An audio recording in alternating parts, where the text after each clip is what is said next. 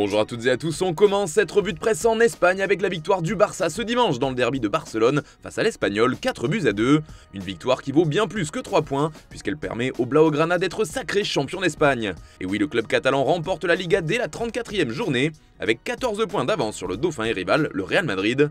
Forcément, la nouvelle fait la une de la presse pro-barcelonaise comme ici avec Mundo Deportivo qui titre sobrement « Champion ». Même chose en couverture du journal Sport, et comme le précisent les deux médias, il s'agit du 27e titre de champion d'Espagne pour les Blaugrana.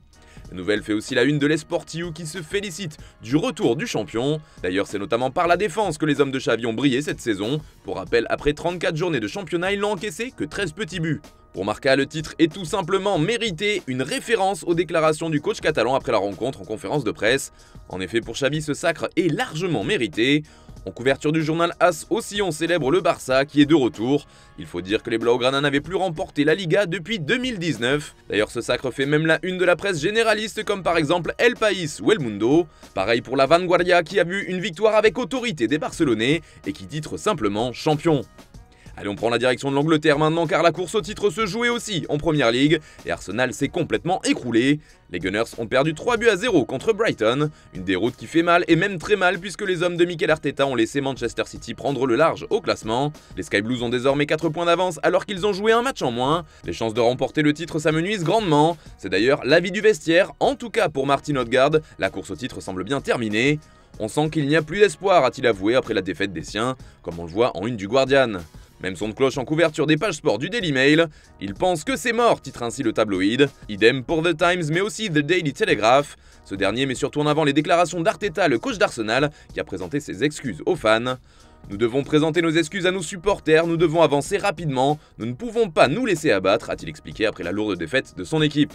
Toujours en Angleterre, le son de cloche est bien différent du côté des Mancuniens, car Manchester City l'a facilement emporté 3-0 de son côté contre Everton, et avec la défaite des Gunners, ils ont pris une sacrée option sur le titre de Première Ligue. C'est justement ce qui fait la une du Manchester Evening News ce lundi, si proche résume le quotidien local. On aperçoit en couverture un Pep Guardiola tout sourire après la victoire très importante de ses joueurs.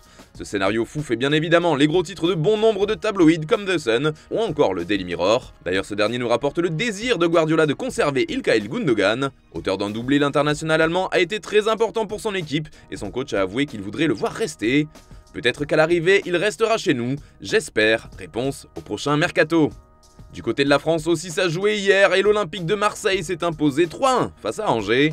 Une victoire dans laquelle Dimitri Payet s'est notamment illustré, auteur du deuxième but phocéen. Droit aux paillettes, titre ainsi l'équipe, qui rappelle qu'il était titulaire pour la première fois en Ligue 1 depuis plus de 3 mois. Même s'il pourrait s'agir de sa dernière apparition au Vélodrome, puisqu'il pourrait être sanctionné après la gifle qu'il a donnée à Cahuzac contre Lens et qu'il est en fin de contrat à l'issue de la saison. L'OM reste au contact, résume de son côté la Provence. Dans les autres matchs de cette 35e journée, l'Olympique lyonnais s'est fait surprendre à Clermont et a perdu sur ce même score de 2-1, comme le rapporte Le Progrès. Et la belle affiche entre l'ASM et Lille s'est soldée par un match nul et vierge, 0-0, mais l'AS Monaco s'en contente, rapporte Monaco Matin. Dans les colonnes du Parisien, on apprend une information concernant le mercato du PSG. Le club francilien veut se séparer de plusieurs stars cet été, avec notamment Messi qui ne sera pas prolongé, mais également Neymar qui est poussé vers la sortie. Mais selon le Parisien, ce serait également le cas pour Marco Verratti. Présent depuis 2012 à Paris, l'Italien est un des cadres du vestiaire, mais il aurait bien été placé sur la liste des transferts d'après le journal local. Reste à savoir où il pourra rebondir alors qu'il y a quelques jours, l'équipe affirmait qu'il rêvait du Real Madrid. On termine ce tour de la presse en Italie maintenant avec une terrible nouvelle concernant Paul Pogba. On vous en parlait dans le JT d'hier, mais le Français revenait bien ces dernières semaines, grappillant quelques minutes au fil des matchs, mais malheureusement il a donc rechuté. La pioche était titulaire hier face à Cremonense.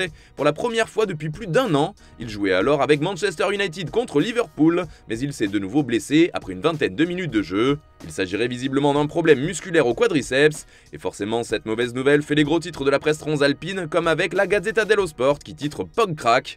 Un calvaire sans fin pour le journal au papier rose. C'est une saison maudite pour Pogba qui est sorti en larmes, poursuit le quotidien.